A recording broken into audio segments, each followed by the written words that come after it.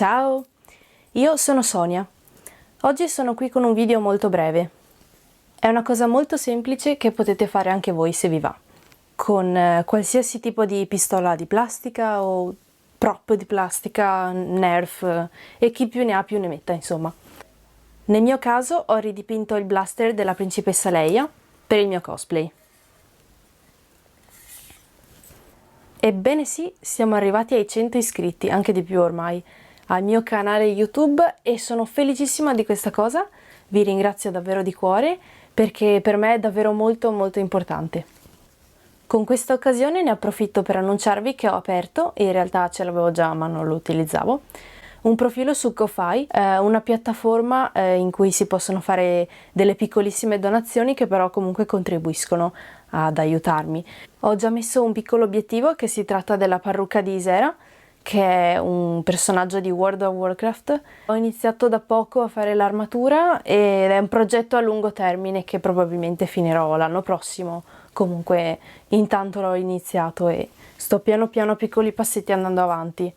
Vi lascio il link qua sotto in descrizione assieme a tutti i materiali che ho utilizzato e per chiunque voglia supportarmi siete liberi di farlo e io ve ne sarò infinitamente grata. Vi auguro una buona visione e ci vediamo presto!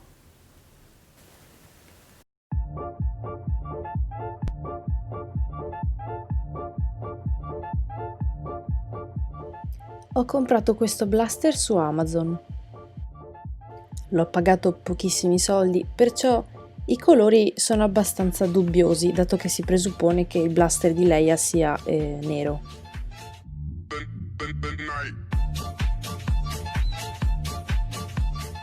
Prima di procedere con il colore, ho pulito la superficie da eventuale sporco con l'alcol, quello rosa per intenderci.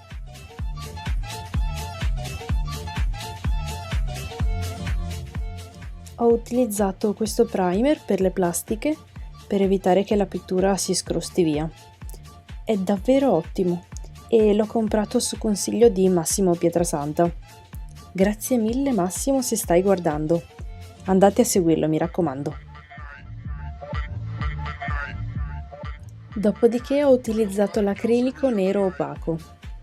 E magari quando fate queste cose utilizzate un respiratore. Non come sta deficiente.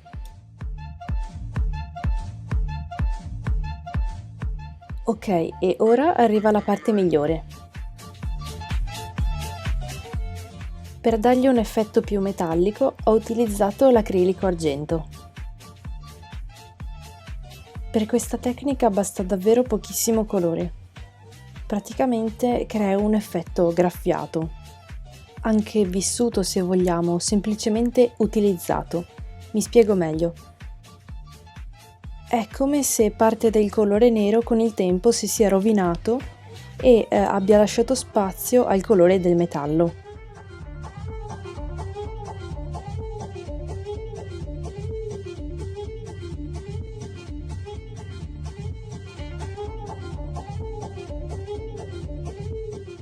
Non c'è un vero principio, una vera regola per questa tecnica.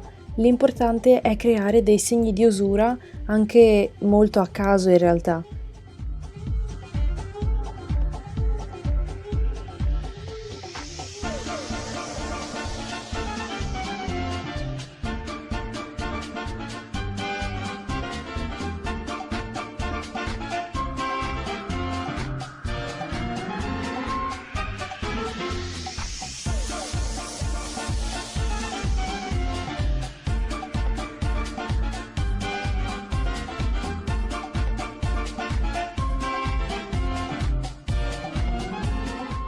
Questo tipo di dettagli porta il tutto ad un livello più alto e, a parer mio, rende la cosa molto più credibile.